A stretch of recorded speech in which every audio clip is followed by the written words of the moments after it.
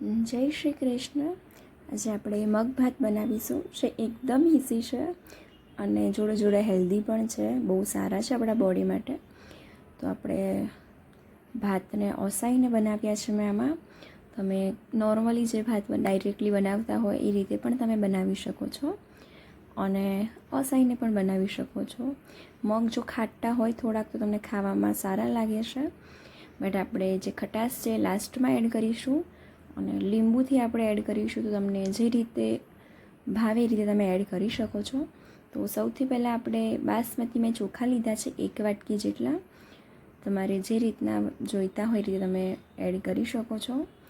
આપણે 2-3 પાણીથી સારી રીતે એને વોશ કરી દઈશું અને 10-1 મિનિટ માટે પલળવા સાઈડમાં રહેવા દઈશું. અને મેં અહીંયા 1 વાટકી મગ લીધા છે અને એને પણ આપણે સારી રીતે વોશ કરી દઈશું પાણીથી.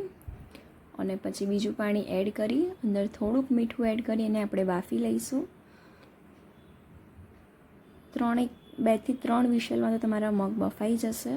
આપણા ભાત પણ સાઈડમાં થઈ ગયા છે. આની અંદર પણ મેં મીઠું એડ કરેલું હતું અને થોડુંક ઘી એડ કર્યું હતું.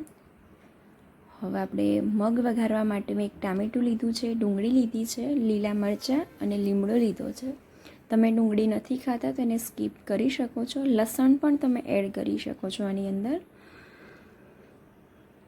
હવે આપણા મગ જે છે બફાઈને રેડી થઈ ગયા છે.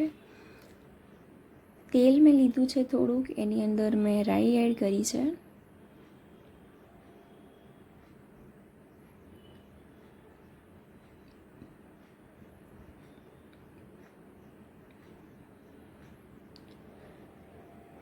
રાઈ ફૂટવા લાગે એટલે મેં એની અંદર થોડુંક જીરું એડ કર્યું છે, એ ઓપ્શનલ છે.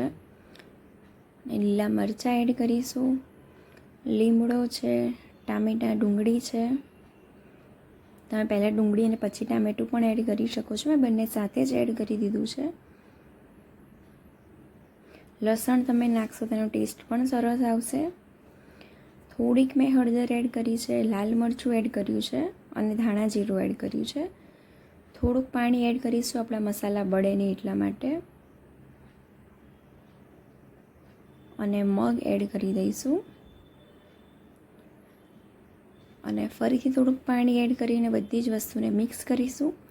તમને રસાવાળા કે કેવી રીતના જોઈએ જ એ પ્રમાણે તમે પાણી એડ કરી શકો છો. આની અંદર મીઠું તમારે માપનું એડ કરવાનું છે. જો તમે મગ બાફવામાં એડ કર્યું હોય તો મેં પહેલાં એડ કર્યું હતું એટલે મેં થોડુંક જ એડ કર્યું છે. ઢાંકીને એને 5-1 મિનિટ માટે રહેવા દઈશું તો આપણા મગ બનીને રેડી થઈ જશે. તમે આની અંદર ગળપણ પણ એડ કરી શકો છો, થોડોક ગોળ અને લીંબુ આપણે લાસ્ટમાં એડ કરીશું. આમચૂર પાવડર પણ એડ કરી શકો છો તમે. ખાટા મીઠા માટે તમારે થોડોક ગોળ અને લીંબુ એડ કરવાનું છે. લીંબુ આપણે જ્યારે ખાવા બેસે ત્યારે પણ તમે એડ કરી શકો છો. અને ગેસની ફ્લેમ બંધ કર્યા પછી પણ એડ કરી શકો છો અને મેં સાઈડમાં મૂક્યું જ છે. Thank you for watching.